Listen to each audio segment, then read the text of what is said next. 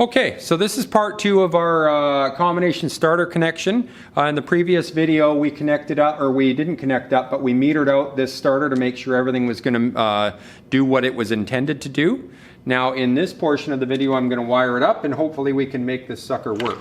So I've got a pen here, and what I'm going to do is I'm going to tick these things off as we go, just to make sure that we get everything completed the way it's intended to. So the first thing I need to do is I need to come out of my line 1 and head to my stop push button, which is right here. So I'll tick this one off.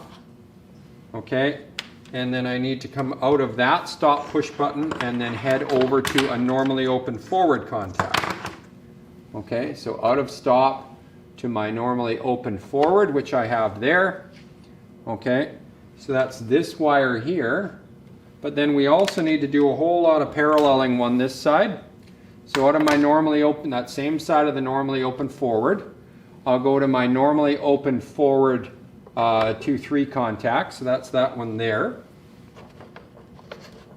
Okay, and then I also need to jump out of this guy and go to my normally open reverse. Okay, so I can choose either of these. I'm going to keep it over here. So my normally open reverse, which is here. So that's this one. Okay, and then I need my normally open reverse seal-in contact out of that same one. Normally open reverse seal-in contact, which is there. So that's this one here. Okay, so now I'm going to pop back up to my forward push button. So out of my forward push button, I need to go to my normally closed reverse contact.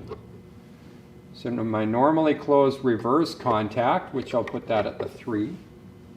Okay, so that's this wire here.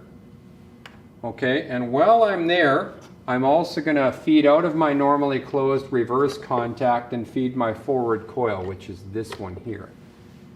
Okay, so that's that wire there. All right, and then I'm going to carry on and I'm going to go and I'll feed out my neutral. So I've got a neutral connected. That's that one there. All right, and now I need to parallel up my normally open forward push button with my normally open forward seal-in contacts. That's this guy here. So my normally open forward push button was here. That's him going to that one there. So that should be that one there. So now if I were to just power this up and test forward, we can see that the forward side works. So that's A-okay. So I've got all of that done. So now I just need to focus on the reverse side of things. Okay, I kind of like to do that to make sure I don't get lost with all of this.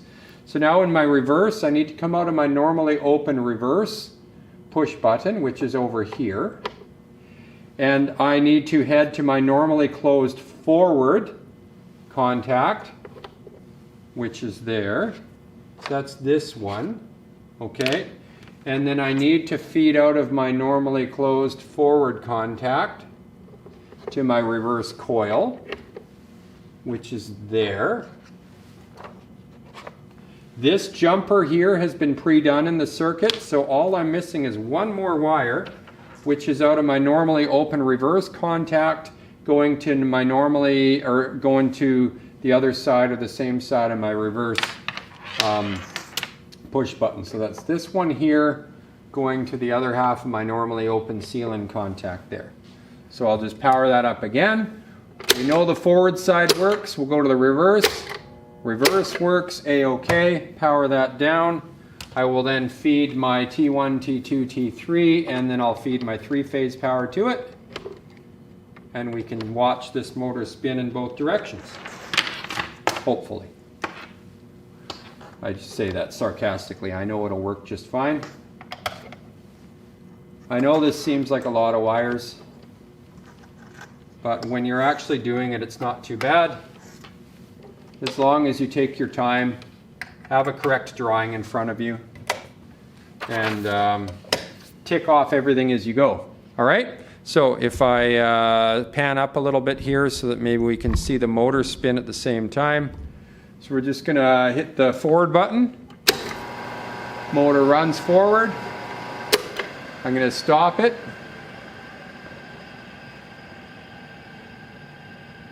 Okay, so I'm just sort of focusing a little bit on the tape. The tape is heading in this direction, so it's coming away from the wall at the top and heading down. So that's, I guess, if I'm looking at it this way, it's going counterclockwise, and if I hit reverse, it's going the other way around now. Okay? If I hit forward while the reverse is running, nothing happens. If I hit reverse while if I hit, so we're in reverse, I hit forward, nothing happens. If I'm in forward and I hit reverse, nothing happens either. So that's our electrical interlock, and remember we have a mechanical interlock that's already been installed by Allen Bradley in their starters.